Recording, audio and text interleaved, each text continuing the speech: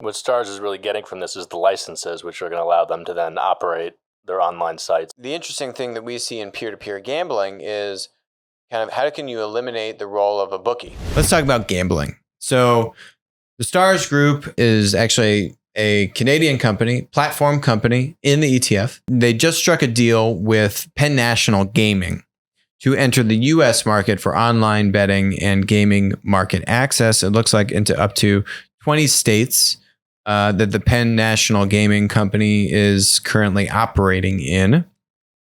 And now they can own, operate, and brand real money online sports betting, poker, and casino offerings in each of these states and bring a lot of the existing infrastructure that they've already built up in other parts of the world into the US. A little bit about what the Stars Group is and why it's a platform. They own one of the, if not the largest, essentially online peer-to-peer poker platforms out there. Poker Stars, Full Tilt. Right. The list goes on and on and on. So they're basically the dominant player in that, and most of their revenue comes from basically that part of their business. They have some kind of linear sportsbook type stuff. What I would be interested to see is if they start moving more into more other kinds of peer-to-peer gambling in the U.S. now that this stuff is moving online. Mm-hmm. You've seen some early success with non-gambling, gambling, whatever you want to call it, with fantasy sports and DraftKings and that kind of stuff. Yeah. Would be interested to see how they start to move into that stuff as this online gambling stuff becomes more legal. So Penn National Gaming, they really are a physical gaming company. They have 41 facilities in 19 jurisdictions, 50,000 gaming machines, 1,300 table games, 8,800 hotel rooms, right? So think of them as a traditional casino and racing facility manager. But it says they have some online presence, but it's really not substantive compared to that of the Stars Group, right? So and what Stars is really getting from this is the licenses, which are going to allow them to then operate their online sites and platforms in these Probably states. Give some kind of a rev share back to Penn National, but now Penn National doesn't need to invest in all of the infrastructure and technology and ecosystem.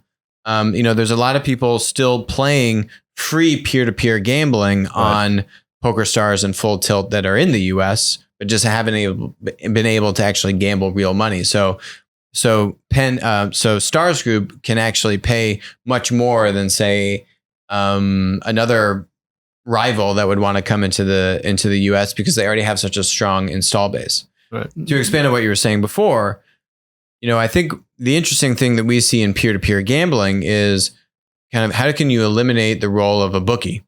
And if I'm betting on a game, you've got a spread. But if I want, and the spread needs to cover both, scenario A and scenario B.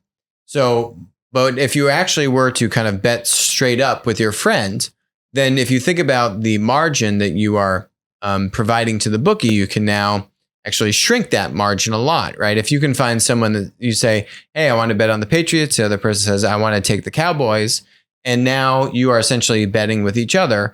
That's the challenge with the traditional linear betting model today is it's always the house. And why does this not work in an offline environment? I think the simple reason is you don't have enough scale. You don't have enough liquidity in a physical location. When you go to a sports bookie to say, all right, I'm going to take all these different bets and I'm going to match you up directly. But in an online environment, that becomes much easier to do, and you can actually start to create a liquid marketplace essentially for peer-to-peer betting and gambling.